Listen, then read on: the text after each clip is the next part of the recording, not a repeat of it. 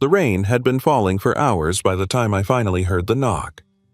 A steady Portland drizzle had turned into a full storm, the kind that blurred the world outside my studio windows into streaks of trembling light. I stood barefoot in the middle of my tiny apartment surrounded by half-packed boxes, a forgotten cup of tea cooling on the counter, my resignation letter still open on my laptop screen as if it wanted to remind me I had actually done it. I had quit Helion. I had walked away from the job that had shaped the last 4 years of my life. I had stepped outside the glass tower and left everything behind because staying had cost me too much. I thought tonight would be quiet, maybe even peaceful in that raw and aching way that comes after ripping out a part of your life. I never expected anyone at my door.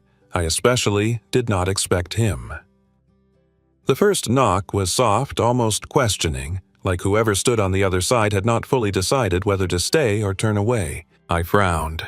No one should know my address except my landlord, my sister in Montana, and maybe 3 coworkers who had probably already moved on with their lives. I hesitated, the air thick with the smell of wet pavement drifting in through the cracked window. Then came the second knock, firmer, urgent. I took a breath and crossed the room. The hallway light outside my door cast a faint glow beneath the frame, a trembling shadow visible in the space between the threshold and the floor. My pulse flickered. I turned the lock and pulled the door open. For a moment, I could not breathe. Adrian Vale stood on my doorstep. Helion Systems CEO, industry legend, the man who built an empire out of broken code and impossible ambition, the man whose smallest nod in a meeting could make a room hold its breath. The man who had looked at me for 2 years with an expression I could never fully decipher. And now he was here, at my door, in the rain. His hair was soaked, darkened to nearly black from the storm. His white shirt clung to him, edges dripping onto the welcome mat I had been meaning to replace for months. He looked nothing like the perfectly composed figure who owned every boardroom he stepped into. His chest rose and fell as if he had run here, or as if he had been standing in the rain long enough to gather the courage to knock. "Maeve," he said, and my name on his lips sounded different. Not like a CEO addressing an employee, not like a superior summoning a subordinate in a hallway. It sounded fragile, human. I gripped the doorknob because my hand had begun to tremble. "Adrian?" I managed my voice thin. "What are you doing here?" His throat worked as if he had swallowed something sharp. "You quit your job, but I am not losing you." The words hit me harder than the storm wind that rushed through the open door. I stared at him, stunned, unable to compute the meaning behind what he had just said. Not losing me. Not losing me. As what? As an employee, as a colleague, as something else. My heart pounded an uneven rhythm. "Adrian, you should not be here." I stepped back instinctively, trying to put space between us because something about this version of him, stripped of his usual armor, terrified me more than any boardroom confrontation ever could. His eyes searched my face, rainwater dripping from his lashes. "I know I should not be," he said quietly, "but I could not let today be the end of everything. Whatever thing. He took one step forward. Not crossing the threshold, not invading my space, but close enough that I could feel the heat of him beneath the cold rain. "Maeve, please, let me come in, just for a moment." I looked at him, then really looked at him, and for the first time in all the years I had known him, he looked scared. Not of losing a deal or failing an investor. Scared of losing something else entirely. I swallowed hard and stepped aside. He entered slowly, as if worried I might change my mind. The apartment felt smaller instantly, his presence filling every corner. The dim lamp cast a warm glow on his soaked clothes, making him look somehow out of place and painfully real at the same time. I closed the door, gently shutting out the storm, but not the tension between us. He stood there, dripping onto my hardwood floor, staring at the boxes scattered around the room. "Is this why you did not answer your phone?" he asked softly. "You were packing." I folded my arms across my chest. I was preparing. For what? For leaving all of it behind. The job, The pressure, the lies, the failure, and maybe even this city. The words slipped out before I could stop them, and I saw the way they struck him, like a physical blow. His jaw tightened. "Maeve," he said my name again, but this time it cracked slightly at the edges. I need to say something. No, I lifted a hand to stop him. "Not until you tell me why you are here, why you came to my home, why you think you're losing me." He exhaled a long, uneven breath, the kind you make when you have been holding something in so long it hurts to release it. "Because today was wrong," he said. "Because letting you walk away felt like watching something irreversible happen." And because he paused, lifting his eyes to mine with a vulnerability that made my stomach twist because I should have said something months ago. My pulse stuttered, said what I whispered. He took another breath, then looked around my cluttered apartment as if searching for the right place to set down the weight of what he carried. But his next words did not come. Instead, he met my eyes with a depth that made the room tilt. "Maeve," he murmured, "I am sorry. For everything." I stepped back, needing space, needing air, needing distance from the storm swelling between us. "Adrian, this is too much. Too sudden. Too late." He closed his eyes briefly as if bracing himself. Then he said the words that froze me completely. "Let me tell you how it all began long before the storm at my door." 6 months before Adrian Vale stood at my door, dripping rain onto my floor. I was sitting under the harsh fluorescent lights of Helion Systems, trying to remember how to breathe. It had been one of those days where everything felt slightly tilted, as if the world had shifted a few degrees without warning, and I was the only one who noticed. The office hummed with the low mechanical buzzing of servers and the clicking of keyboards, the usual soundtrack of a tech company chasing impossible deadlines. I stared at the wireframe sketches on my monitor, but the shapes would not stay still. They blurred, wavered, doubled. I blinked hard, willing my vision to clear, but the exhaustion clung to me like heavy dust refusing to shake off. The past year had carved pieces out of me in small, sharp ways. At first, I had told myself it was normal that everyone burned out a little in tech, especially at a place as relentless as Helion. But burnout had turned into something darker. Something that chewed through my confidence and sleep and sense of self until I barely recognized the reflection in my bathroom mirror each morning. The breaking point had not been Helion, though. It had been Noah, my boyfriend of 3 years. The man I thought I would marry. The man who packed his clothes into a suitcase on a Monday morning and told me with the calmest voice I had ever heard that he could not do this anymore. "You are always working, Maeve," he said, not unkindly, just detached. "You are always tired. You put everything above us. Maybe tech fits you better than I do." Then he left. Just like that, not even shutting the door all the way behind him. I stood there barefoot on the hardwood floor, staring at the thin line of light seeping through the cracked door, and wondered if this was what it felt like for a future to collapse. I tried to keep myself together afterward. I threw myself into work thinking if I focused hard enough I would not notice the silence of my apartment, or the empty side of the bed, or the plants dying on the windowsill because I forgot to water them. But grief seeped through the cracks, and work only made everything worse. Helion had always been intense, but that year it became brutal. The company was preparing for its IPO, which meant every project was tied to a countdown clock, and every mistake felt catastrophic. Leadership preached optimization and efficiency and restructuring, which translated to cutting half of my UX research team and doubling my workload. I was expected to deliver 3 projects with 2 people. Meetings stretched late into the evening. Slack messages came in at 2 in the morning. My weekends disappeared into whiteboards and prototype reviews. My stomach lived on coffee and whatever granola bar I found in my desk drawer. Still, I told myself I could handle it. I always had. Until the meeting that broke me. It was supposed to be a routine cross-department review in the big glass conference room on the 24th floor overlooking the river. I had barely slept the night before. My temples throbbed with the familiar ache of an oncoming migraine and my hands trembled slightly as I set my laptop on the table. The CTO, Marcus, arrived 10 minutes late, tossing his jacket over a chair and flipping through the report I sent without actually reading it. He cleared his throat, then launched into a speech about delays and inconsistencies and flawed user testing metrics. Every sentence felt sharp, like he was carving his frustration into the air. "The data is unusable," Marcus said, raising his voice just enough for it to sting. "This sets the entire product timeline back." The room went still. I felt heat rush to my cheeks. That data was not mine. The raw logs had come from another division, but I had trusted the file when it landed in my inbox at midnight.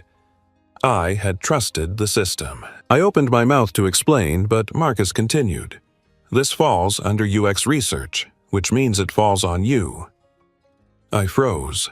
Around the table, heads lowered, eyes averted, no one brave enough to speak against a senior executive. My pulse roared in my ears. I tried again to speak, to defend myself, to point out it was not my mistake, but the words tangled in my throat. The walls seemed to tilt. My chest tightened. My vision narrowed. The room grew unbearably loud and unbearably quiet at the same time, and then I felt it. A crushing wave of panic rising fast, squeezing the air from my lungs.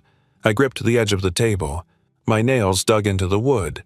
I told myself to breathe, but my body refused to listen. "Panic attack," my brain whispered.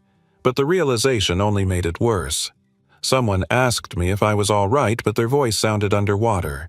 Marcus frowned, annoyed. "If you cannot handle the pressure, perhaps we need someone who can." Something inside me snapped, not loudly, not dramatically. More like the quiet tear of fabric that has been stretched too thin for too long.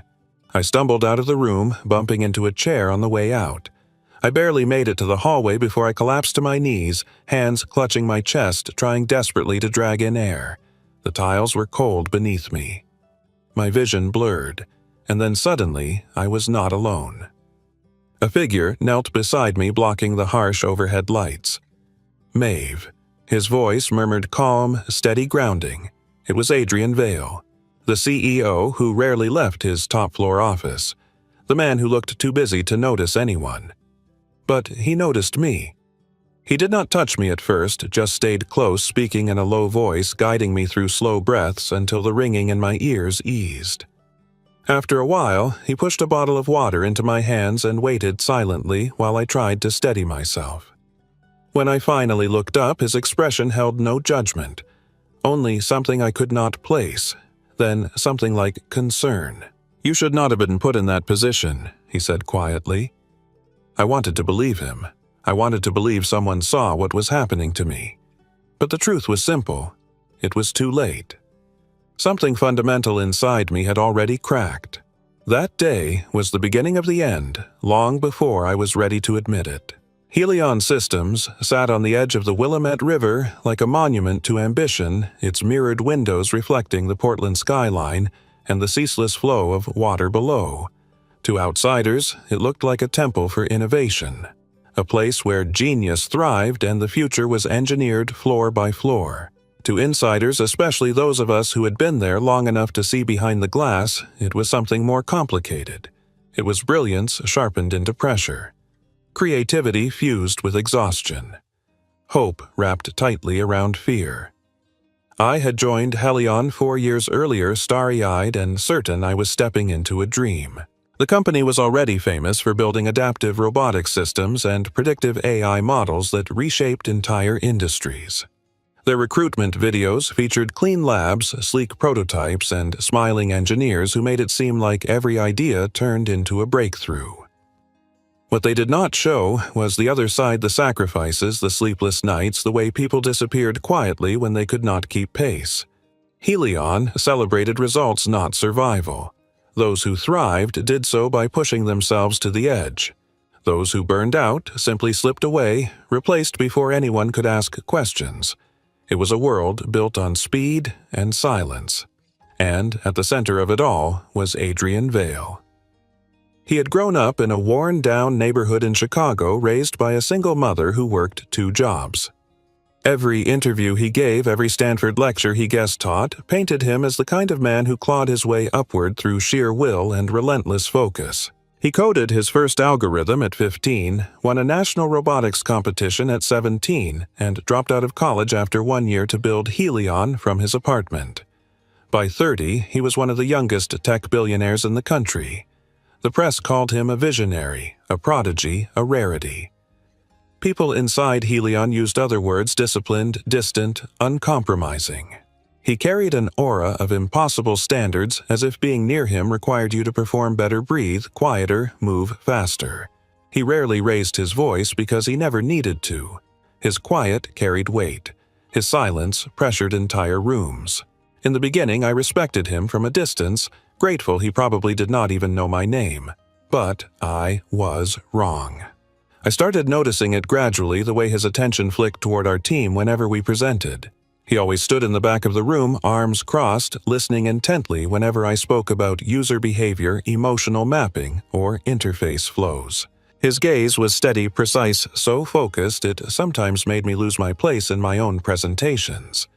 And then there were moments when something softened in his expression when I said something he found insightful, moments so quick I wondered if I imagined them.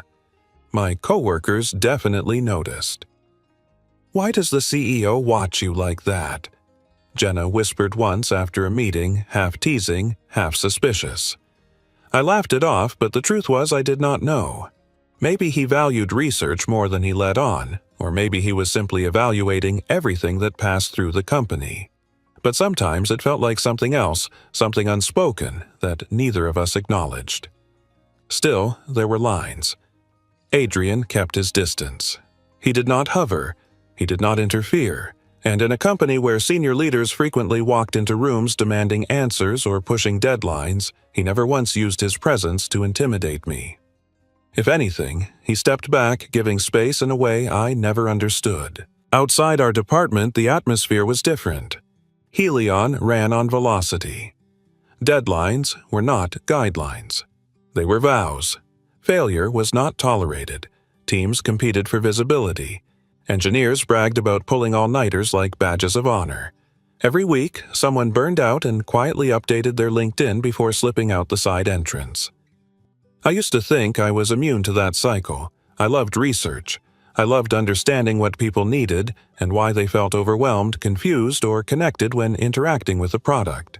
But the more Helion pushed forward, the more the people behind the screens became treated like abstractions, numbers in a dashboard. The tension only worsened as the IPO approached. Investors visited almost weekly, walking through labs in tailored suits, their polished shoes squeaking against the pristine floors. Leadership repeated the same mantra again and again. Deliver faster, optimize the workflow, reduce inefficiencies. Sometimes when executives walked past my desk, I felt like an object being evaluated, a resource to extract value from, not a person. And yet, through all of that, something strange began happening between me and Adrian. I would catch him watching our team from across the atrium, his gaze flicking to me before shifting away. Once during an elevator ride, he stepped in just as the doors were closing, and for 30 floors we stood inches apart in silence. My heart hammered the entire way.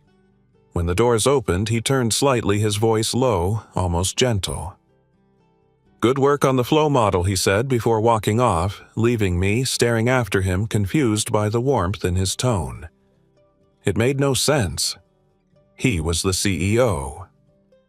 I was one researcher in a sea of talent, and yet every time his eyes met mine, it felt like he saw something others overlooked. I tried not to read into it.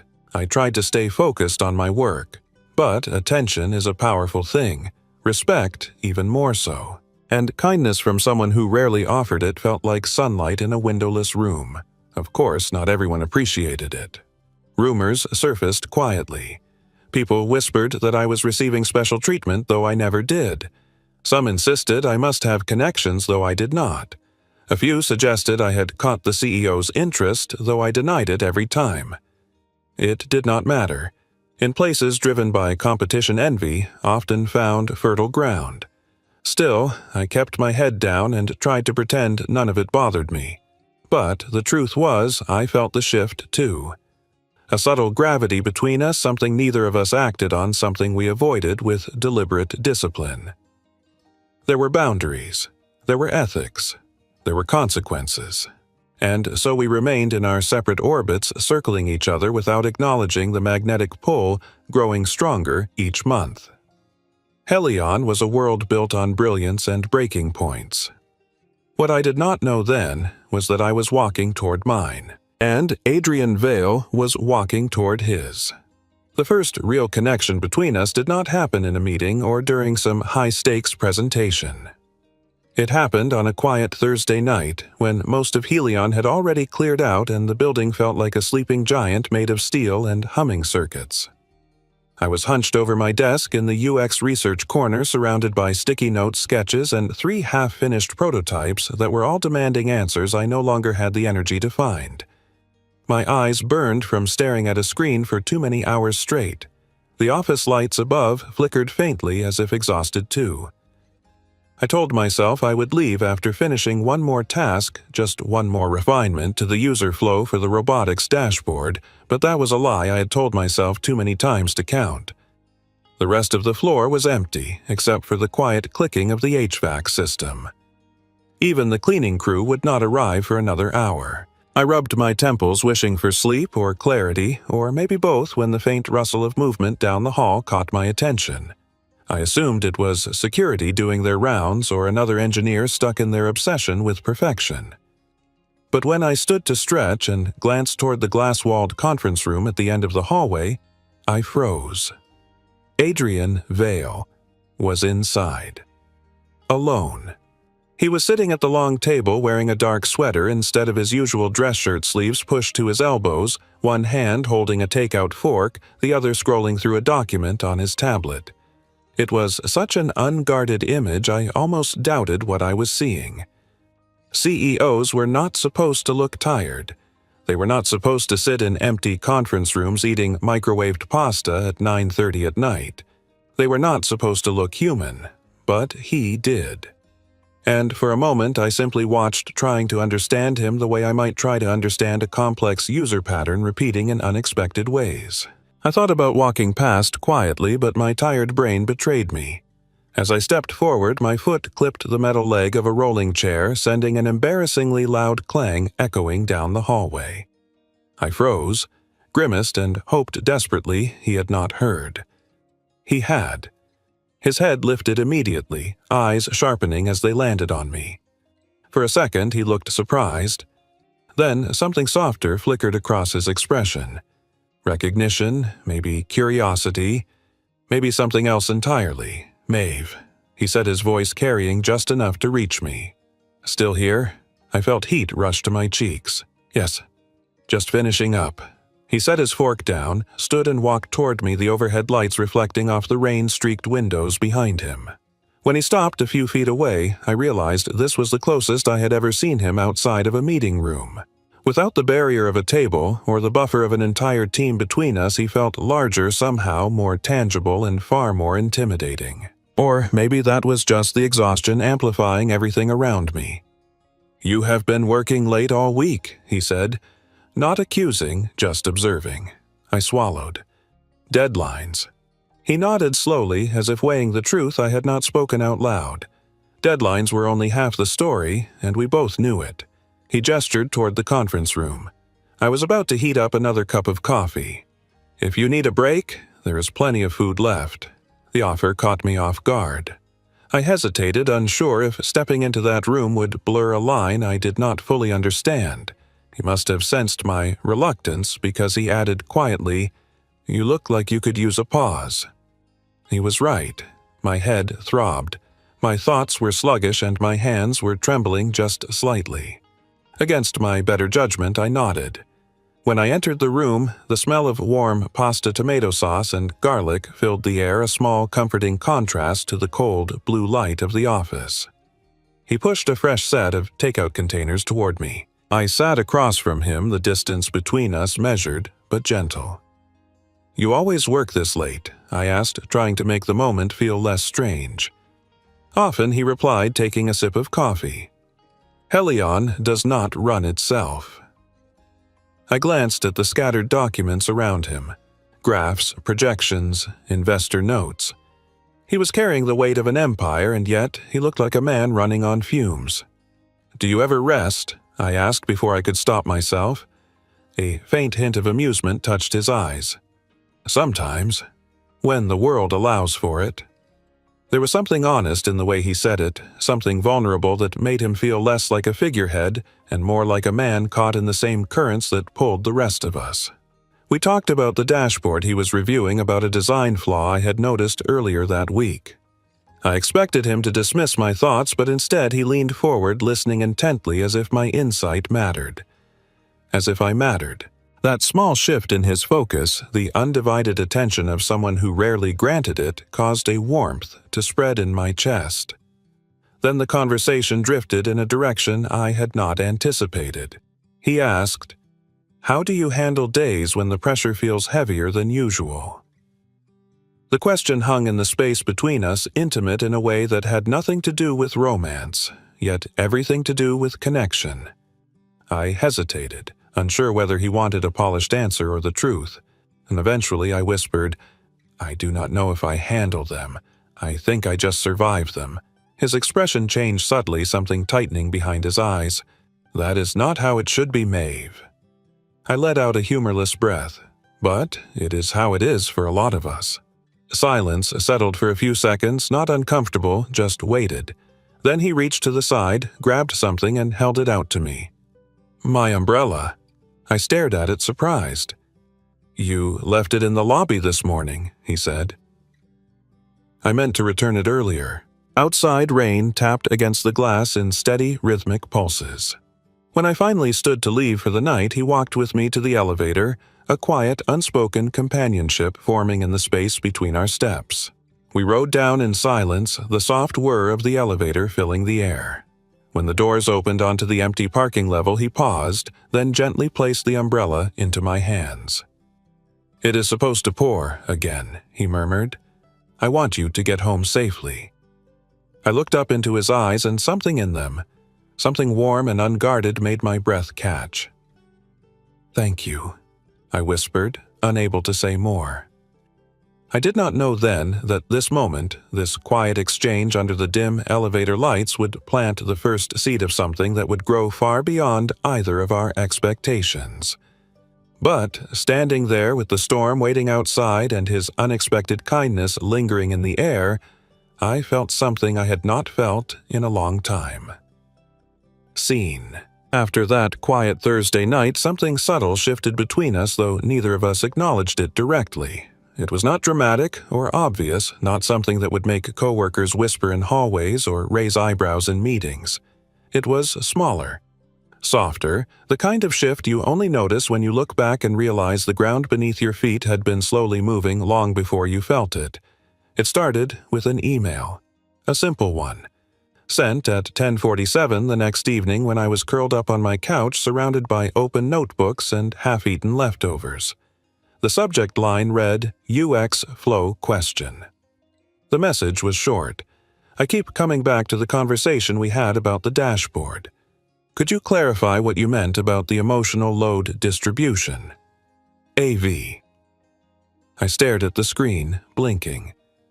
Adrian Vale, the man who had entire departments at his disposal and a fleet of senior leaders who would answer him at any hour of the day, had emailed me directly. Me. And not just with a command or directive, but with a question, a thoughtful one.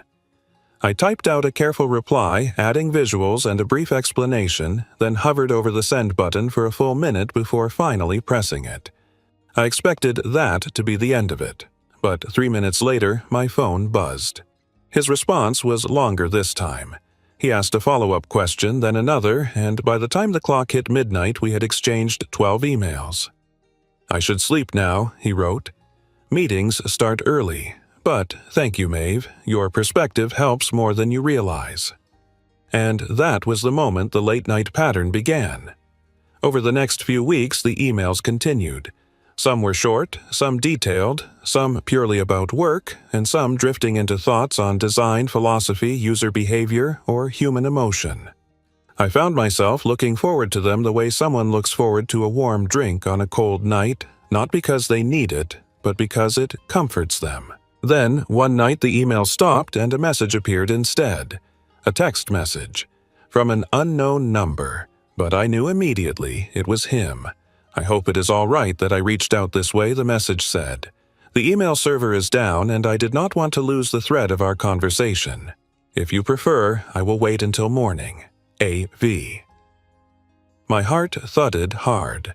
I told myself it was because the message was unexpected because a CEO should not be texting an employee after hours because boundaries were important. But that was only half true. The other truth was simpler. I wanted to reply, and so I did. We shifted from emails to texts within a week. Not intentionally, not because either of us suggested it, but because it felt natural, organic. Our messages grew longer, drifting into late hours. Sometimes we talked about work, sometimes about random thoughts, sometimes about the strange loneliness of a life spent solving problems faster than you can process them. One night he sent a message at 1:23 in the morning. Do you ever feel like you are carrying more than people notice? His words cut through the dark like a whisper into a quiet room. I hesitated, then typed a reply without overthinking. Every day. He did not respond right away. I figured he had fallen asleep or gotten pulled into something urgent. But 10 minutes later, another message arrived.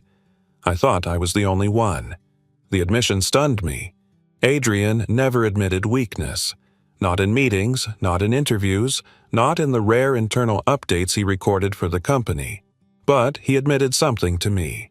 That night, our messages went on for more than an hour. We talked about the exhaustion that seeped between deadlines and the weight of always being the one people depended on and the ache of pretending we were fine, even when we felt like we were unraveling too quickly to catch the loose threads. At some point during that conversation, I realized this was no longer about work. This was something else, something quiet and delicate and frighteningly honest. And yet nothing crossed a line. We did not flirt. We did not say anything suggestive. We did not even acknowledge the strange warmth forming between our words, but I felt it, and I suspected he did too. The next few weeks followed a rhythm. Days were brutal, nights were soft.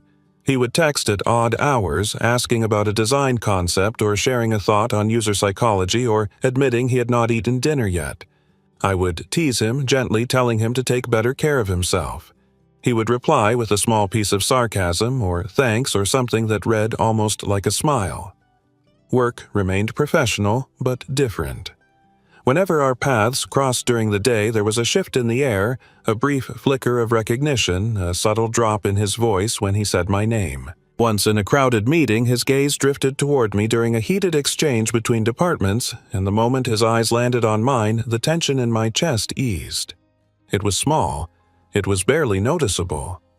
But I felt it anyway. One night, near the end of a particularly chaotic week, he sent a message while I was walking home in the cold drizzle. Are you safe getting home at this hour? I exhaled a small laugh, my breath fogging in the chilly air. Yes, just tired. Long day. His reply came quickly. You should not have to carry this alone, Maeve. My steps slowed as I read it again and again.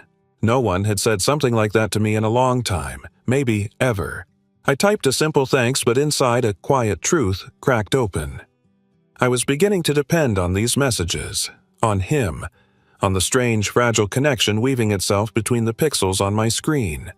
But there was another truth running parallel.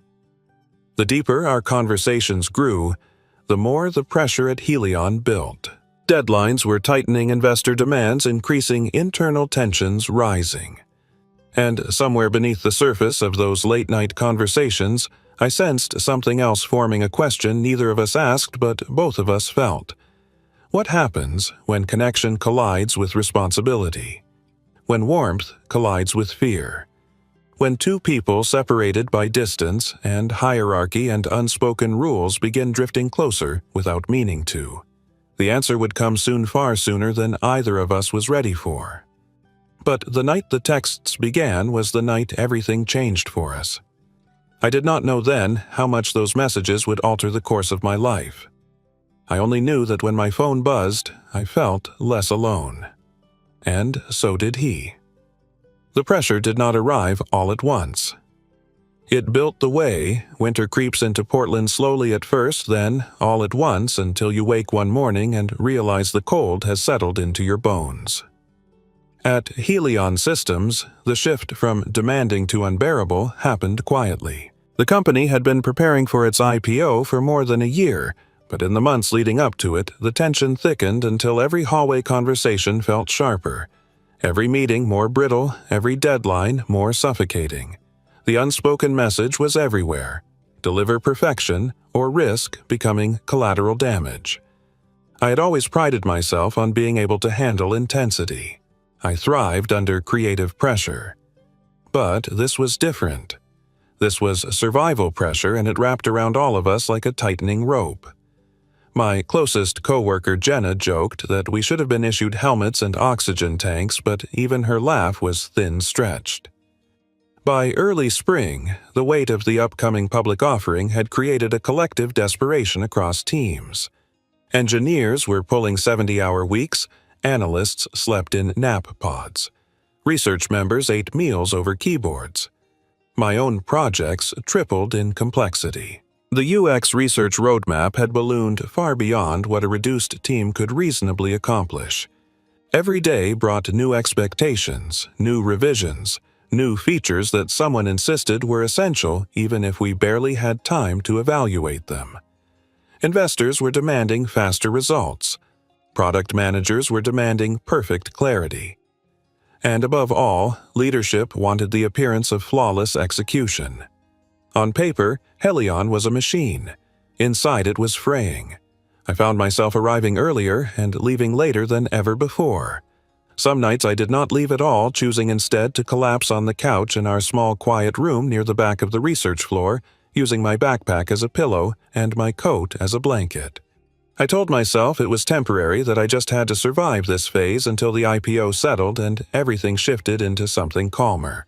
But I knew that was a lie. The panic attack in the hallway had been the first warning. The second warning hit 2 weeks later. I was sitting in a restroom stall trying to escape a migraine that pulsed behind my eyes like a warning siren. The fluorescent lights buzzed overhead, too bright, too loud. My phone buzzed once, then twice. I ignored it. I pressed my palms to my temples, breathing through the wave of dizziness. For a moment, the room tilted and I grabbed the wall to steady myself. I had been pushing too hard, too long. When I finally managed to stand, my legs trembled under the weight of exhaustion. I walked out, splashed cold water on my face, and kept moving because that was what Helion demanded from all of us: relentless forward motion. I tried not to think about the messages until I returned to my desk. 2 unread notifications waited on my screen.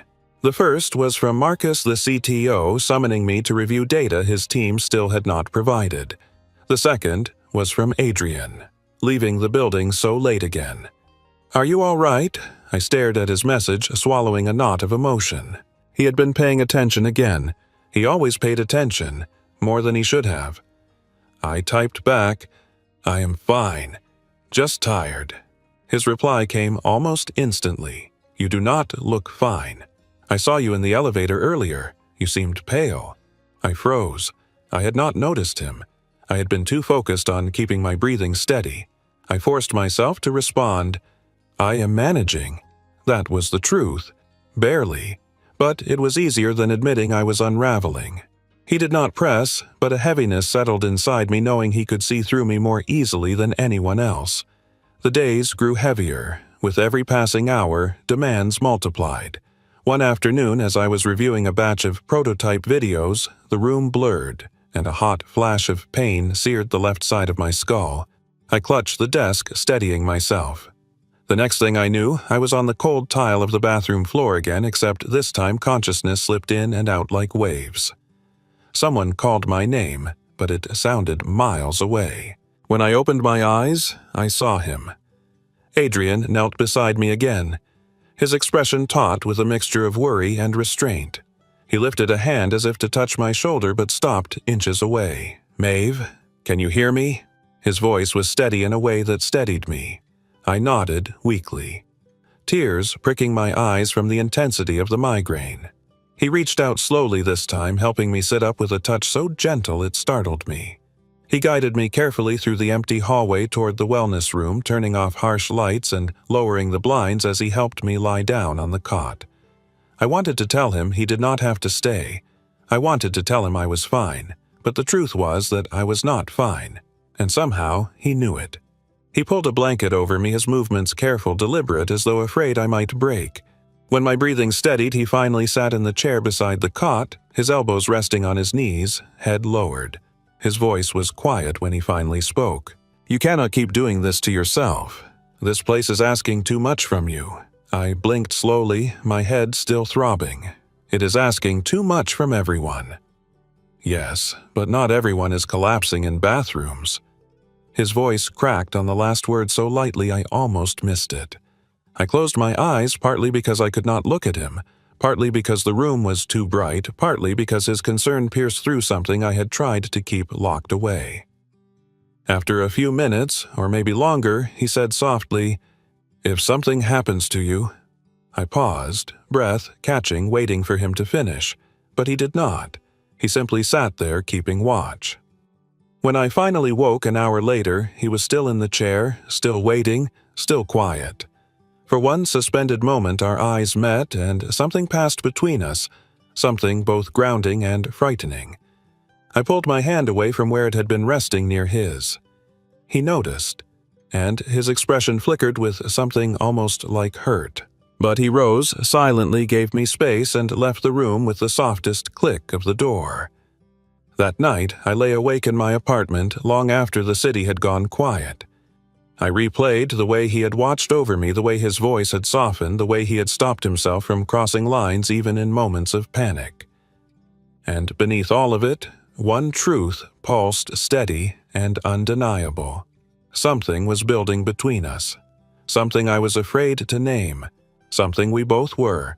But the pressure at Helion was building faster, and soon it would break us both. The day everything finally snapped did not arrive with warning. It came disguised as another ordinary morning in a long line of brutal ones.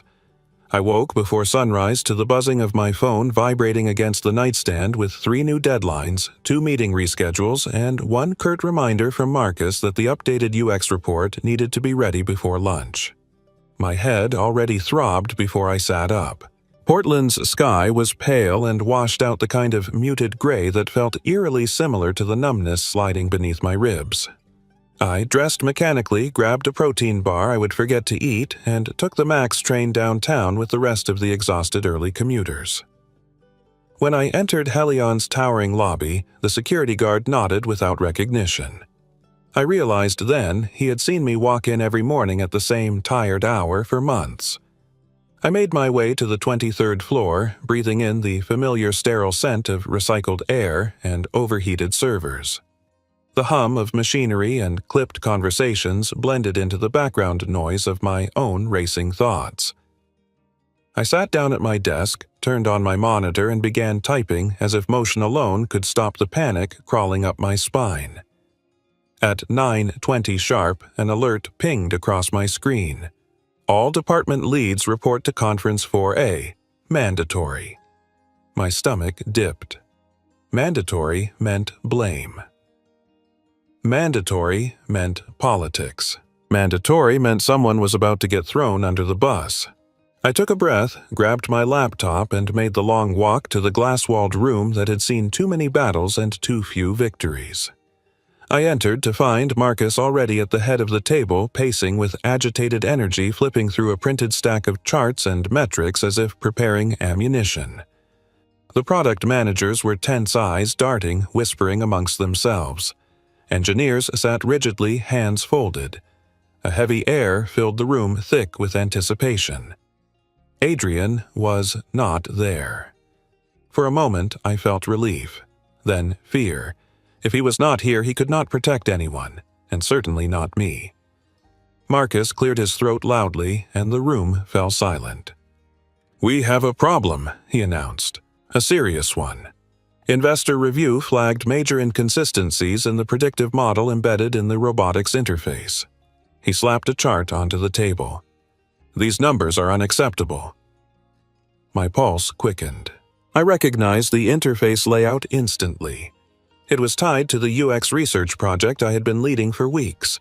But the inconsistencies he pointed to had nothing to do with user flow. They were raw data errors. Data that did not originate from my team. Marcus continued pacing, voice rising. We promised clean, reliable user behavior mapping. What we delivered is a disaster. He scanned the room, his eyes landing on me like a spotlight. Maeve, as lead researcher, you will need to explain why this happened. The room turned. Dozens of eyes watched me. Some curious, some sympathetic, some satisfied a scapegoat had been found. My throat tightened. I swallowed and forced out a steady voice. We based our flow models on your department's logs. The raw data came from your engineers, not mine. The words were polite, controlled, factually accurate.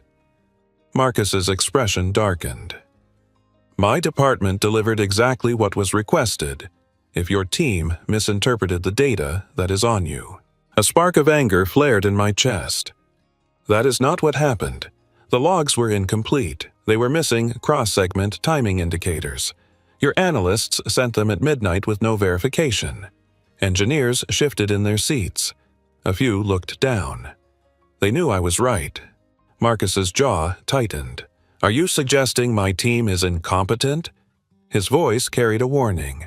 I tried to remain calm. I am saying the data was flawed before it reached us, and you can check the timestamp history to confirm it. Murmurs rippled across the table. He hated being challenged. And he hated being wrong even more. Marcus stepped closer, looming over me. Perhaps the issue is not the data. Perhaps the issue is that you are overwhelmed and no longer capable of leading this research. The words punched the air from my lungs. He did not stop. You have been distracted, unreliable. You have missed 2 minor deadlines this month. You were late to last week's sync. And frankly, your attitude recently has been concerning. Heat flushed my face. I felt the eyes again all around me, pressing in like a tightening vice. I opened my mouth to defend myself, but he cut me off. And now this, he said, waving the report dramatically. A failed project weeks before IPO. My pulse hammered. Marcus, you know this was not my fault. He smiled. Cold. Calculated. CEOs and investors do not care about blame, Maeve. They care about results. And right now you are a liability. I froze. The word hit harder than I expected. Liability. A word that reduced my years of work to a risk factor. A disposable element. I felt something tearing inside me, a slow, quiet rip the way fabric gives way after being stretched too far. My breath grew shallow. The walls seemed to pulse. Someone at the far end of the table whispered, "Is she okay?" I tried to inhale. The air refused to come. I gripped the edge of the table as the room tilted. Light fractured into sharp flickers. Not again. Not here. Not in front of all these people. I forced myself to stand. My chair scraped loudly against the floor as I stumbled back. Maeve. Sit down, Marcus snapped, sounding annoyed. But I could not. My heart crashed violently against my ribs. My hands trembled uncontrollably. The glass walls blurred. I tried to say, I need air.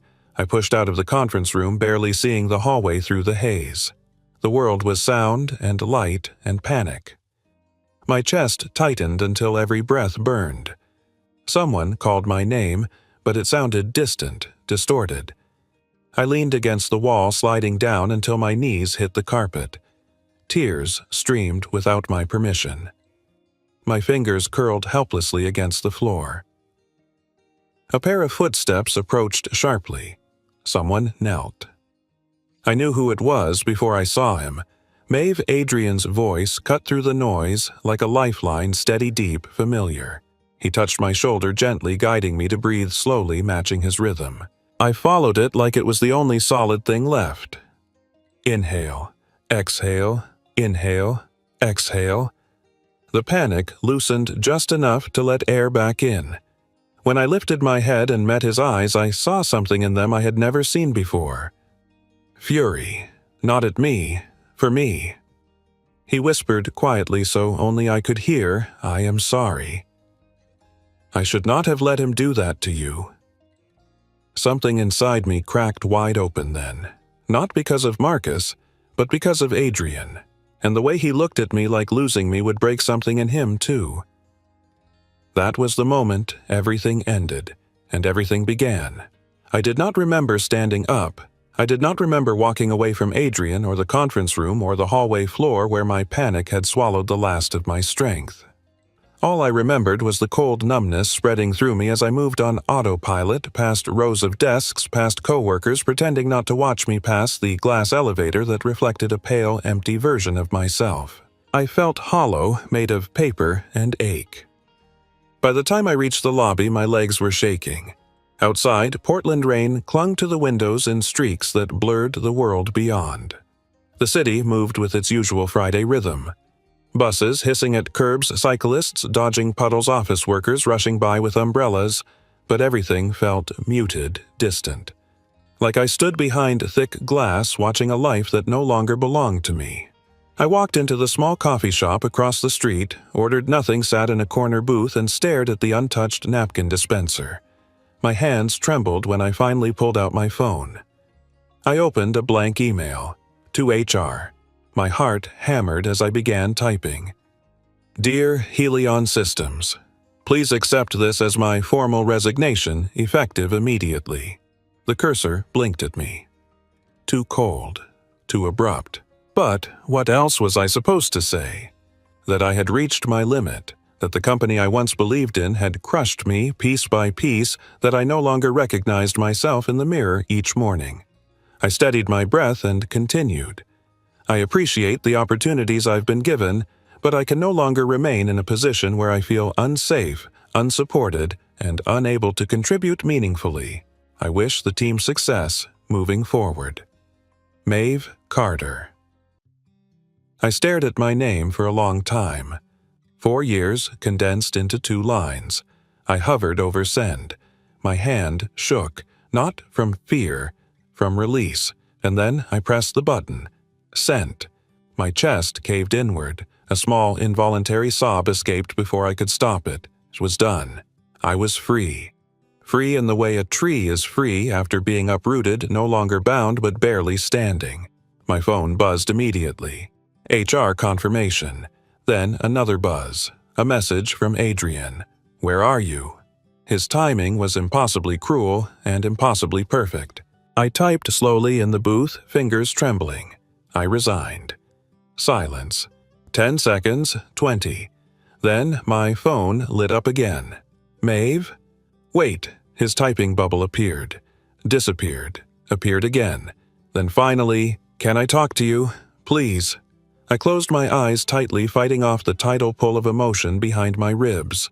I could still feel his hands guiding my breathing in the hallway. The fury in his eyes when Marcus humiliated me. The tremor in his voice when he whispered I should not have let him do that to you. But none of that mattered now. Nothing could fix what had broken. I typed back, "There's nothing to talk about." More silence. Then a single message, "Do not leave the building. I am coming." My stomach twisted. No. I could not face him, not like this, not so raw, not when one look from him might crack open the last, fragile part of me trying to hold itself together. I rose from the booth and walked out through the rain without looking back. I ignored the buzz of my phone. I ignored the way my pulse pounded like I was running from something and toward something at the same time. I went home. My apartment felt foreign as I stepped inside. As if I had returned from a war I never meant to fight. The boxes I had been meaning to pack for weeks sat half-filled in the corner. I told myself I would get through the afternoon quietly, make tea, sit on the couch, breathe. But the moment I closed the door behind me, everything inside me cracked. I slid down the wall onto the wooden floor, hugging my knees. Tears falling soundlessly at first, then in waves. Hours blurred. I lost track of time. Sometimes I lay still, staring at the ceiling. Sometimes I wandered into the kitchen only to forget why I was there. Sometimes I replayed the conference room moment until my chest burned. The word liability echoed like a bruise I could not touch without wincing. Late afternoon faded into evening. The rain eased, then returned heavier than before, tapping against my windows in a relentless rhythm. I forced myself to stand, wiped my face, and began packing. It felt like something to do, something I could control.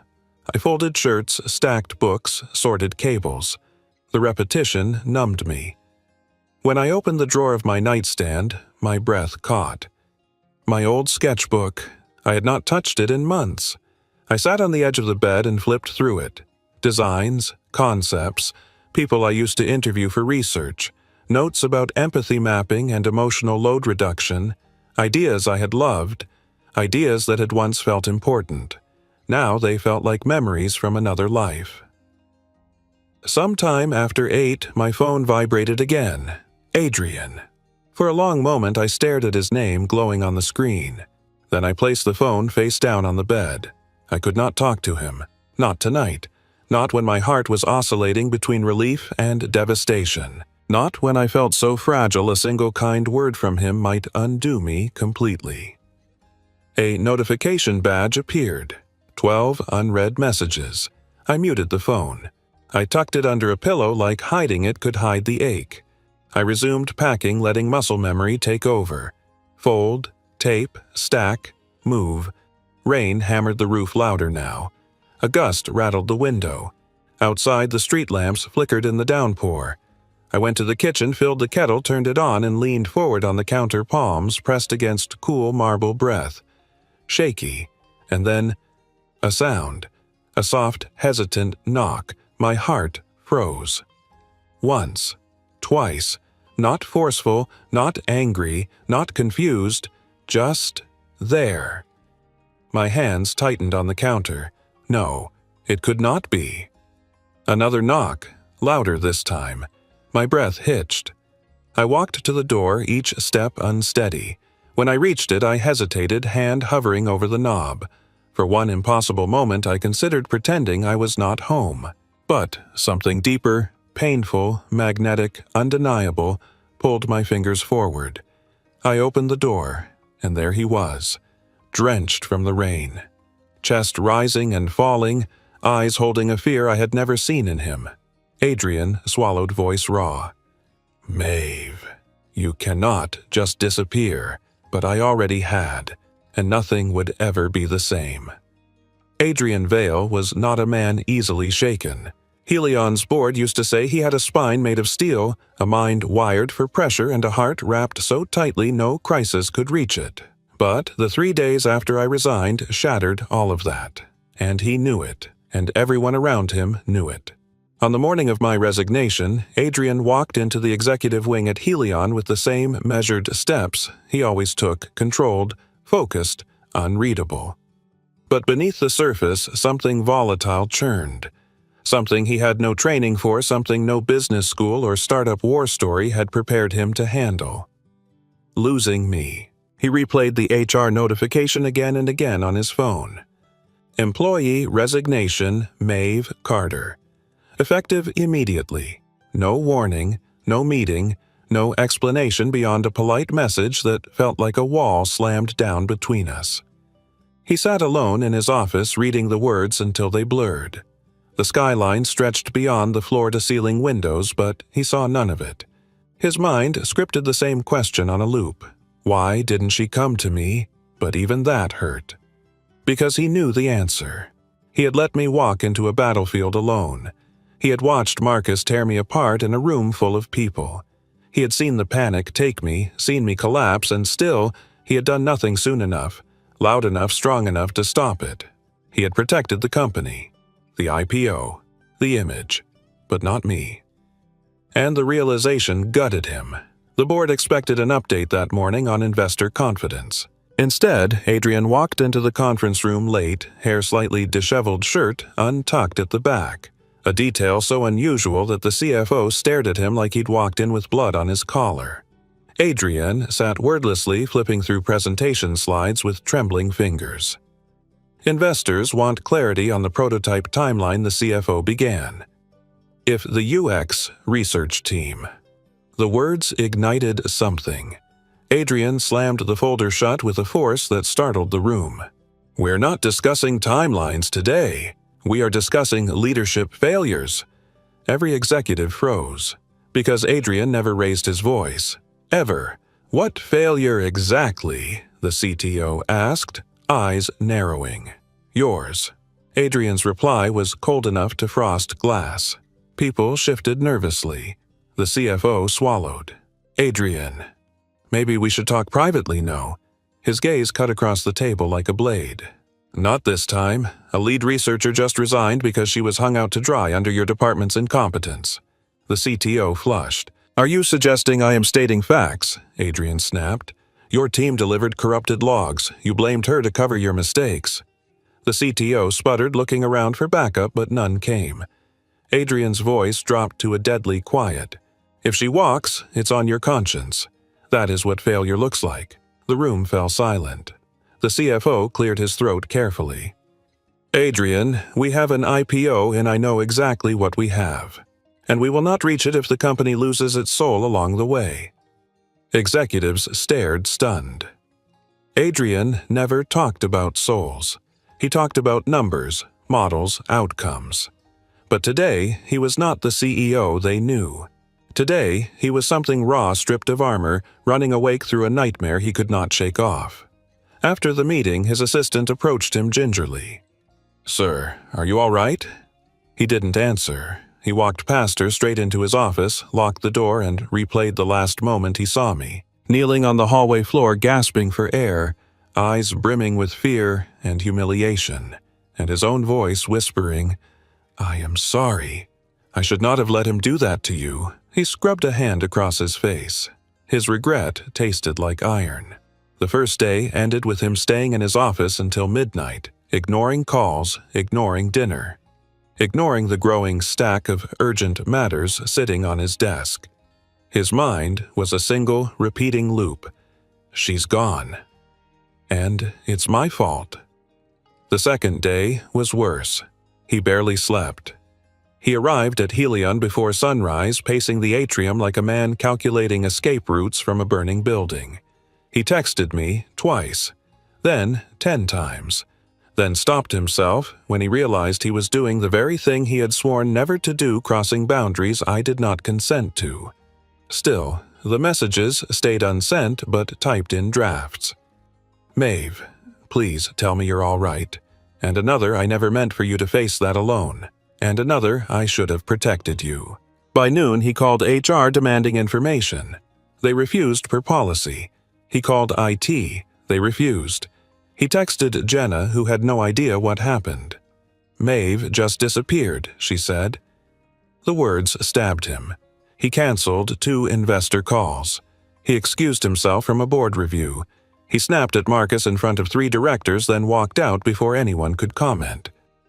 He spent the rest of the day in his office replaying every conversation we'd ever had, the elevator rides, the quiet meetings, the late-night text threads.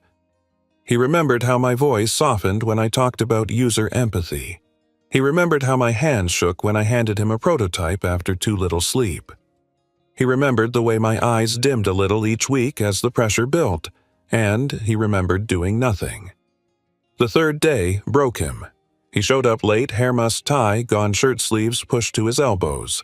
The entire executive wing pretended not to stare. He tried working but kept rereading my resignation email. I wished the team success moving forward. The neutrality of it gutted him. It felt like watching someone erase themselves cleanly from his world. At lunch, he walked the hallways passing desks where I used to sit, seeing sticky notes I wrote, still stuck to walls, seeing a mug I left behind on a windowsill. He found himself in the research lab staring at a scribble of my handwriting on a whiteboard. Emotional load reduction. His throat tightened. The afternoon dragged like wet cement. By 3 o'clock, he hadn't eaten, hadn't spoken to anyone, hadn't done anything except try to breathe around the ache in his chest. Then he stood abruptly, grabbed his coat, ignored his assistant calling after him, ignored the CFO shouting Adrian. Where are you going? He paused only long enough to turn back and say the words that sent ripples of shock across the entire floor. to fix the one thing that actually matters. And then he walked out of Helion's doors, got into his car, and began searching for me. He had no plan, no speech, no idea what he would say when he found me. He only knew one thing. He could not lose me. Not like this, not without trying, not without telling me everything he had buried for months. He checked 3 different addresses, old data, dead ends, until finally he found the right building, my building. Rain pounded his windshield as he parked. He stepped out without an umbrella, letting the storm drench him. He walked to my door, lifted his hand, knocked, and, with every heartbeat between those knocks, he whispered the truth he had never said aloud. "Please open. Please let me fix this. Please do not let this be the end." The rain was heavy enough to blur every edge of the street into a watercolor smear when I opened the door. The wind pushed droplets inside cold against my bare feet, but I barely noticed. All I could see was him. Adrian stood under the dim hallway light, soaked from head to toe, breathing hard like he had sprinted the last block. His hair clung to his forehead, his shirt plastered to his skin, and his usually composed posture looked fractured by something raw and desperate. For a moment, neither of us spoke. The world narrowed into the small distance between us, into the faint sound of rain, into the unsteady rhythm of our breathing. Finally, he swallowed and said my name. Maeve. Just that. Soft. Breaking. The way a person speaks a word they have carried for too long without letting it fall. My fingers tightened around the edge of the door. Adrian, you should not be here. He stepped forward instinctively, then stopped himself as if remembering the invisible line between us. I know I should not, but I came anyway, because you left, and because I cannot let this be the way we end. A hollow ache echoed in my chest. There is no we, I whispered. His breath hitched almost imperceptibly. Then he looked at me with a kind of ache that made it impossible to hold his gaze without feeling something inside me tremble. He lifted a hand, not touching me, just letting it hover near the frame of the door. You quit your job, he said quietly, voice shaking. But I am not losing you. The words landed like a collision of everything I'd been trying not to feel. Everything I had buried under exhaustion and fear. I stepped back instinctively, the weight of his confession pressing too close. Adrian, you do not get to come here and say things like that. You are my former boss. You are the CEO. You make decisions that ruin people. His face twisted, a mix of pain and guilt. I know what I am, but I am also standing here as a man who failed someone he cared about deeply. I needed the door for support. Cared about. His jaw tensed. You know I do. The admission made the air between us go still. Not romantic, not dramatic, just honest, unprotected. He took a slow breath, rainwater dripping from his eyelashes. May I come in? He asked. Please. Just for a moment. My body screamed no. My heart whispered something else entirely. I hesitated long enough for him to lower his eyes, like he was preparing himself for me to shut the door in his face. And maybe I should have. Maybe it would have been easier for both of us. But I stepped aside. He exhaled shakily and walked in, careful not to drip too much onto the floor. I closed the door behind him, though it felt like closing myself inside the very storm I had been trying to escape. He stood in the middle of my small living space, dripping onto the hardwood floor, taking in the half-packed boxes, the scattered clothes, the muted lamp, the quiet evidence of someone trying to rebuild themselves from the wreckage. You are leaving Portland, he asked softly. I did not answer. His shoulders sank as if the idea of losing not just me, but the possibility of me physically leaving the city ripped something out of him. He turned toward me, his voice rough. Why did you not tell me you were quitting? Why did you not give me a chance? A sharp laugh, humorless, escaped me. A chance? To do what? Protect me from a system you built, a system you benefit from every time someone collapses under the pressure. Adrian flinched like I had struck him. I deserve that, he whispered, but you do not. Anger and exhaustion surged up my throat. You watched Marcus tear me apart. You saw what that room did to me. I needed someone to say something. but you did nothing." His eyes shut briefly, as if the memory burned. "I should have stopped him. I should have defended you. I know that, and it is the worst mistake I've made in years." I wanted to argue. I wanted to stay angry, but the regret in his voice was real, heavy, devastating.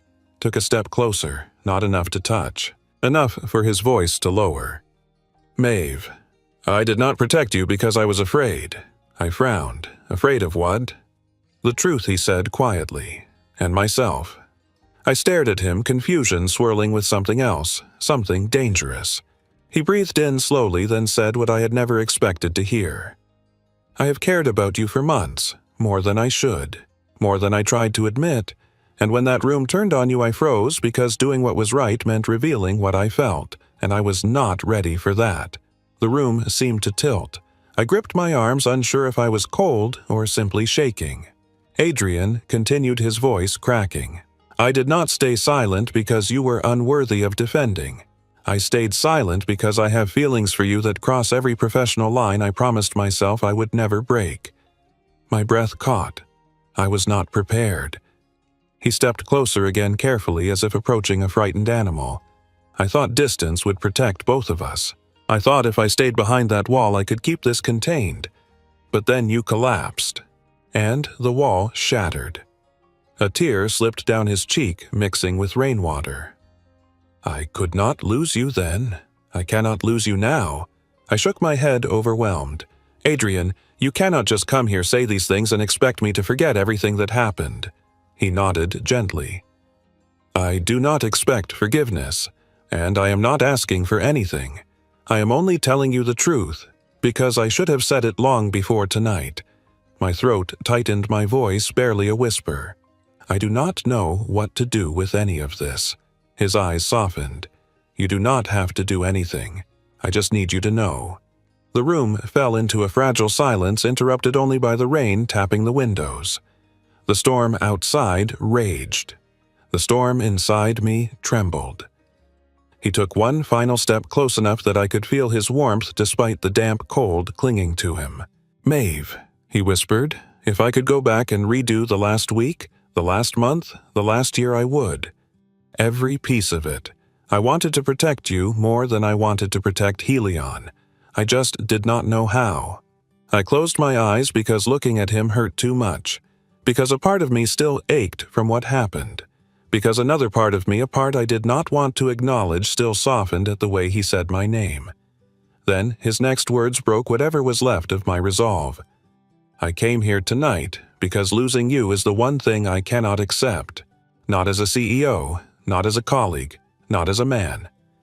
I exhaled shakily. "Adrian, I cannot." He stepped back, giving me space without being asked. Voice quiet but steady. "You do not need to decide anything tonight, but please do not leave without knowing, without hearing it." He looked at me then, with an honesty that made my bones feel transparent. "I am not losing you, not without a fight." And for the first time since I left Helion, something inside me cracked open, not in pain this time, but in possibility. The rain softened outside, but inside my apartment the air felt heavier than ever as Adrian stood in front of me, no longer the untouchable CEO, no longer the figure everyone feared and admired, but a man stripped of every layer he had ever used to protect himself. For the first time since he arrived, he wiped the water from his face, his hands trembling slightly, and whispered, "Maeve, can we sit?" I hesitated, then nodded, and we moved to the small couch in my living room, leaving a careful space between us, though the space felt charged like a live wire stretched thin. For a moment, neither of us spoke. It was the kind of silence that demanded something be broken, that some truth be pulled up from the deep where both of us had been burying it. He exhaled slowly, and the sound carried months of restraint. "I have held back so much," he said quietly. "Things I should have said long before this." I stared at the floor, afraid of meeting his eyes, afraid of what I might see, and afraid of what it might pull out of me. Adrian continued, voice low, almost reverent. "I have feelings for you, Maeve. Deep ones. Not sudden, not impulsive. They started months ago, the first time I heard you defend your work in that product meeting. You cared more about our users than anyone in the room. You spoke with clarity and fire. I remember thinking I had never seen anything like it. I swallowed hard, unsure how to hold the weight of his confession. And then the late nights he continued the emails and the texts. You challenged me in ways no one else did. You saw things I missed, and you cared not because it was your job, but because you believed in what we were building. His voice broke a little. I admired you, and then I cared about you, and then I realized I was falling for you. I clenched my hands together, heart pounding so loudly I could barely hear him. Adrian looked down, jaw tight. But I was terrified. Of what I asked, barely above a whisper. Of crossing a line, he replied. Of using my position to influence you, of making you uncomfortable, of people assuming you got things you earned because of me. I never wanted to trap you in something you did not choose. My eyes stung. The sincerity in his voice made my throat tighten. But I saw you hurting, he said softer. I saw the pressure building.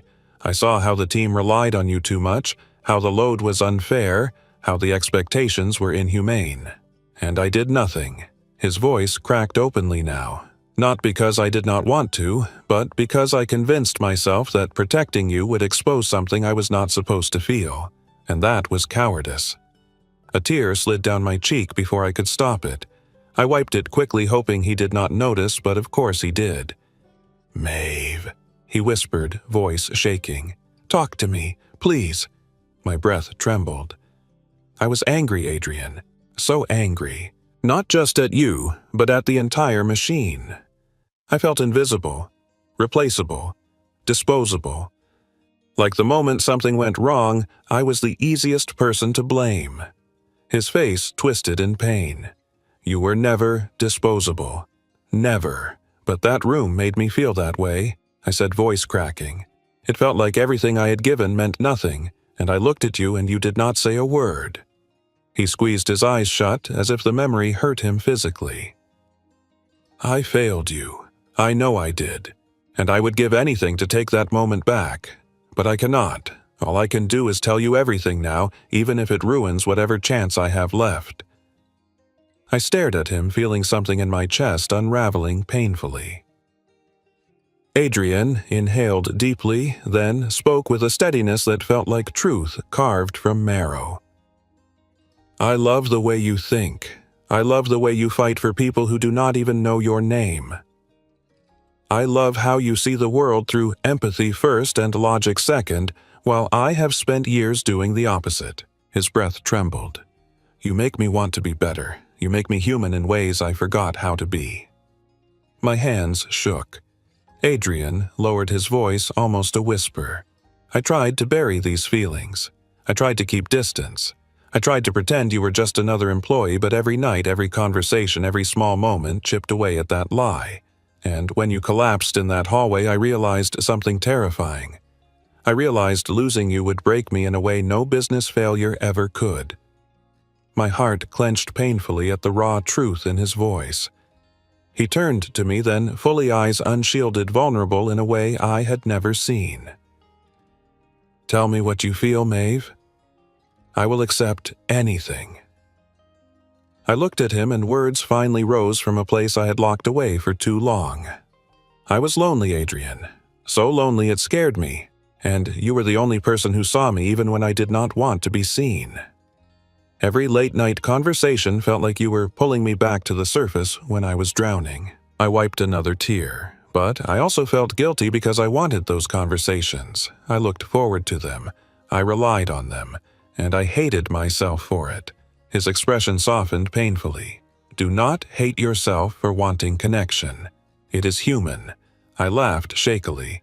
I was afraid that I was reading everything wrong, that you were just being kind, or mentoring me, or trying to keep me motivated. I was afraid of looking foolish. You were never foolish, he said quickly. You were brave. You opened pieces of yourself I was too afraid to share. My voice dropped. But you hurt me. He nodded, eyes shining. I know. And if you choose to walk away after tonight, I will never blame you. But I needed you to hear the truth before you made that decision. Silence wrapped around us thicker than the rain outside. Finally, he whispered the words he had carried all night. "I care about you, Maeve. Not as a colleague, not as an employee. As a man who fell in love with someone who deserved better than the world she was trapped in." My breath hitched. Adrian added gently, "You do not have to love me back. I just need you to know my heart was never cold. It was just scared." I looked at him through tears, feeling the pieces inside me shift painfully into something new, something fragile and real. "Adrian," I whispered, voice breaking, "I do not know what comes next." He smiled softly, sad and hopeful all at once. "Then we will take it one step at a time. No pressure, no expectations, just truth." The rain outside eased into a calm drizzle, and for the first time in months, something inside me exhaled. The morning after Adrian's confession did not arrive with fireworks or dramatic revelations. It came quietly with the gray Portland light slipping through my blinds and the faint sound of cars moving along the wet street. I woke with puffy eyes, an aching chest, and a head full of questions that felt too heavy to lift. Adrian had left sometime after midnight, only after making sure I was truly all right, only after repeating that he did not expect anything from me, not forgiveness, not agreement, not a decision. Just honesty, just space, just time. 3 things no one in my life had offered me in a long while. I sat on the edge of my bed, staring at my phone. A single unread message waited there. "Take the time you need. I am here when you are ready. No pressure. A." My eyes stung. It was not romantic, it was not possessive, it was simply gentle. And I had forgotten what gentleness felt like, and the next week unfolded in a strange limbo. I did not return to Helion. I did not answer any work messages. I did not open my laptop except to send my formal exit papers. Instead, I rested. I slept. I cooked real meals. I took long walks by the river with no destination. I read books that had been gathering dust on my shelf. I breathed without rushing. And slowly, very slowly, my mind began to clear enough for me to see what I wanted. I wanted purpose again. I wanted stability. I wanted to build something from the pieces of myself that had survived the pressure. But most surprising of all, I wanted a future that did not revolve around fear. On the 8th morning, my phone rang. Adrian. I inhaled shakily before answering. "Hi," he said quietly, as if afraid his voice alone might overwhelm me. "I hope I am not interrupting anything." "You are not," I replied. I listened as he exhaled in relief. "There is something I would like to share with you if you are open to it," he said. "Not about us, about your work, about what comes next for you." My pulse quickened. "'Kay, I am listening." He hesitated, then spoke with a careful steadiness. "I have been restructuring some things at Helion, and I want to propose something. Not a favor, not compensation. An opportunity you earned long before everything fell apart." He paused, then continued. "I want to build a new division, a human-centered lab. Independent research, no department politics, no forced timelines, no one above you who can silence your decisions. Your voice would lead the entire direction of the work." I blinked, stunned. Adrian added quickly, "If you do not want to come back, I will respect that completely. I will never ask you to return to something that harmed you. But if you choose to join this, you will not be returning to the old Helion. You will be stepping into something that exists because of you." My throat tightened. "You would really give me full autonomy." "Yes. Full control, full team choice, full creative direction. And you can say no." My mind raced. I did not want to return to the Helion that drained me. But this was not the same Helion. This was something rebuilt around the very principles I had fought for, something that could help people, something that could change the culture that had broken me in the first place, and maybe change others too. "Still," I said slowly, "if I say yes, we need boundaries. Clear ones, strong ones." I could almost hear him straighten. "Name them." "No dating for at least 3 months," I said. I need space to become myself again, not someone defined by a connection to you. Agreed, he replied immediately. You will not interfere with my decisions. Ever. Never. And I want assurance that whatever we build cannot be undermined by the same people who tried to destroy me before. You have my word and my signature, he said. My heart flickered with something warm, fragile, and hopeful. When we hung up, I sat in silence, tears filling my eyes. Not from sadness this time, but from the unfamiliar sensation of being supported without condition. 2 weeks later, the lab was officially announced, not publicly, but internally. Some executives were stunned, others confused, a few clearly threatened. But Adrian did not flinch. He stood at my side during every planning meeting, but never overshadowed me.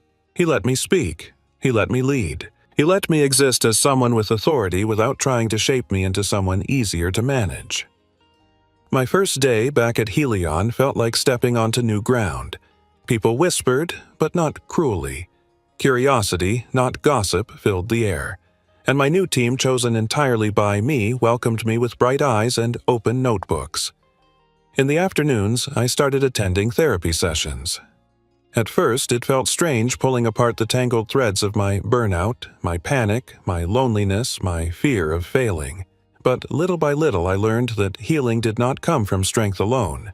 It came from softness, from patience, from facing the wounds rather than outrunning them. Adrian began his own version of healing too, though he never phrased it that way. He started delegating. He began taking evenings off. He booked a leadership coach. He called his estranged sister for the first time in 5 years. And while we kept our distance physically, our connection remained steady. Sometimes he sent short texts late at night. How is your day? Are you remembering to eat? Anything heavy weighing on you today, I kept my replies simple. Honest, calm, and never more than I could handle. He respected every boundary, every pause, every silence. One evening, he dropped by the lab not to oversee, not to question, but to listen. I was sketching out a new framework on the whiteboard when he stepped in as quietly as a shadow. You look at peace, he said. I turned to surprise to realize he was right. I am. It feels different this time. He smiled softly. Good. That is what I wanted for you. Another day, he left a small ceramic mug on my desk. Not a gift, he said, just something he found at a local pottery shop that reminded him of the color palettes I always talked about. And I smiled without realizing it. Weeks passed, then months. And healing, real healing, began settling into my bones. I was becoming someone new, someone steady, someone capable of choosing her own future. And somewhere in the middle of all this, I realized something quietly life-changing. I missed him. Not desperately, not painfully, not because I needed him to feel whole, but because I wanted him. Not the CEO, not the man who broke me, the man who tried to rebuild himself alongside me, the man who fought for my dignity before fighting for love. And by the time 3 months passed, the possibility of us felt less like a risk and more like a choice. One we could make slowly, carefully, honestly. One we could nurture without losing ourselves again.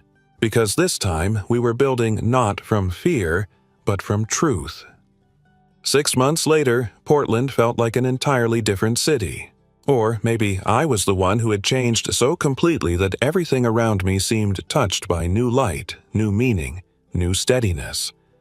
Autumn had arrived, quietly brushing the sidewalks with golden leaves and crisp air. The mornings carried that soft coastal chill that made people walk a little faster, holding warm cups of coffee close to their chests. I loved it, every bit of it. My life no longer felt like a cycle of pressure and collapse. It felt like a rhythm finally settling into place. The Helion human-centered lab had grown into a small but powerful team of researchers, designers, and analysts, each with a bright talent that made every meeting feel alive. Together, we built something I had once only dreamed about, an ethical AI accessibility framework that companies across the industry were beginning to watch closely. For the first time in my career, I felt ownership without fear, pride without guilt, direction, without exhaustion. I taught part-time at the University of Portland, leading a seminar for graduate design students. Standing in front of a room full of curious minds energized me in ways the corporate world never had. I found joy in their questions, in their eagerness, in the spark that lit up when they solved difficult problems. Most of all, I found joy in seeing younger designers grow without being crushed by the same system that once nearly destroyed me. My therapist said healing looked different for everyone, but for me, healing looked like a morning walk to the lab with a cup of chai latte in my hands and the quiet certainty that I belonged in the world again. As for Adrian, he kept his distance while never feeling distant, a balance that surprised both of us. Our connection grew slowly, deliberately, carefully. He sent occasional late-night check-ins, though they became less frequent as we both grew healthier. He still looked tired sometimes, but no longer hollow. He spoke at leadership summits about empathetic management, something he had once scoffed at. And he changed Helion's culture from the inside out, refusing to let high pressure justify cruelty. Rumors around the office said investors had noticed the shift, that they felt a steadier, more human tone in his leadership, that they trusted him more now than before. And at the center of all that change was not romance, but respect. Mutual, honest, life-changing respect. It was early November when I realized 3 months had passed. Exactly. Which meant the boundary I had set between Adrian and me had gently lifted, and I felt ready in a way that was not impulsive or pressured or desperate, but grounded. When I told him, he simply nodded, breath catching slightly but not pushing. "What do you want to do with that time, being up?" he asked softly. I smiled. "I want to see where things go, slowly." His shoulders loosened as if someone had unfastened a weight he had carried for months. Then slowly, it will be. And it was. Coffee walks. Long, gentle conversations about life and work and mistakes and hopes. Occasional dinners where he let himself laugh more freely than I had ever seen. Support that asked for nothing. Care that demanded nothing. And something else too, something neither of us named but both of us felt growing quietly like a flame sheltered between cupped hands. By the time November reached its last week, I felt ready for the moment that would close the circle of our story and open whatever came next. It happened on a cool Friday evening. I had just finished grading a stack of student projects and walked home through a calm drizzle that felt more like mist than rain. My apartment building came into view, but before I even reached the stairs, I saw a figure standing in the soft glow of the entryway lights. Adrian. He stood the same way he had on that stormy night months ago, except this time he was not shaking with fear or guilt. His shirt was dry, his hair only slightly tousled his posture steady. There was no desperation in his expression, only warmth, only something open and certain and quiet. I walked up to him and stopped a few steps away. "No storm this time," I said gently. He smiled softly. "No storm, just me hoping you would not mind company." I tilted my head amused and touched it once. "You came all the way here just to say hi." "Not exactly," he said, voice low. "I came because today marks 6 months since the IPO, since the lab's opening, since your new life, and I realized something." I waited, breath catching. "I did not lose you," he said. "I found my home." The words hit me unexpectedly, not because they were dramatic, but because they were simple, honest, unadorned. He was not claiming me. He was not asking anything of me. He was simply naming what his heart understood. And something inside me loosened completely for the first time. My voice cracked as I whispered, and I found myself. We stood there in the soft light with the city humming behind us and the faint mist settling around our shoulders. He reached out gently, hesitantly, giving me every second to pull away. I did not. Our fingers intertwined warm and steady, not trembling, not uncertain, just right, just enough. His thumb brushed lightly against my hand, and I felt a quiet future unfold in that small gesture, not grand, not sweeping, but real. We did not kiss. We did not rush toward anything that would break the fragile beauty of the moment. Instead, we simply held hands and stood there, breathing the same cool air, letting the silence speak for us.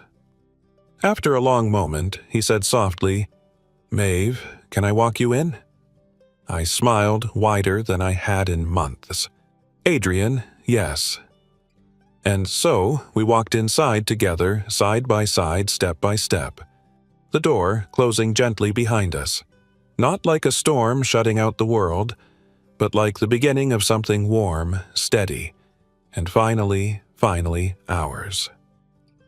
Thank you for staying with this story until the very end. If you are reading these final lines, it means something in Maeve's journey and Adrian's quiet transformation touched you, stayed with you, or reminded you of something true in your own life. Maybe it was the feeling of being overwhelmed by work until you forget who you are. Maybe it was the unexpected kindness that arrives just when you think you are invisible. Maybe it was the slow, patient rebuilding of trust after heartbreak. Or maybe it was simply witnessing two people who refuse to give up on themselves and on each other. Stories like this one are not just fiction. They mirror the quiet battles so many people face every day. The pressure, the fear of not being enough, the longing to be seen, the courage to start again. And if any part of their journey resonated with you even a little, I hope you carry that spark with you into tomorrow. Knowing that healing is possible, connection is possible, and beginnings can happen when you least expect them. If you enjoyed this story, it would mean the world to me if you could take just a moment to support the channel. A simple like helps the video reach more people who might need a story like this today. Leaving a comment, even a short one, tells the algorithm that this mattered to you and helps our little storytelling community grow stronger. And if you want more long-form emotional stories just like this, ones filled with romance, healing, slow-burn tension, and characters who feel real, then be sure to subscribe and turn on notifications so you never miss a new episode. I release new stories every week, each crafted with heart cinematic detail and emotional undulation to bring you fully into the world of the characters. If you are comfortable sharing, I would love for you to drop a comment telling me where you are watching from. It is one of my favorite parts of posting these stories, seeing people from all over the United States and all around the world gathering in one place to experience something together. Portland, Seattle, New York, Houston, Chicago, Atlanta, London, Sydney, Manila, Nairobi. Wherever you are reading or listening from, thank you for letting me be part of your day. And finally, here is a question for you. The same kind of question I love asking at the end of every story. If someone showed up at your door in the rain asking for one last chance, would you open the door? Why or why not? I cannot wait to read your thoughts, your reflections, your experiences. Your voice helps shape the future of this channel, and I am grateful for every single person who takes the time to respond. Thank you again for being here. Thank you for believing in stories. And thank you for choosing to spend these minutes of your life with Maeve and Adrian. Until the next story, take care of yourself and the people you love.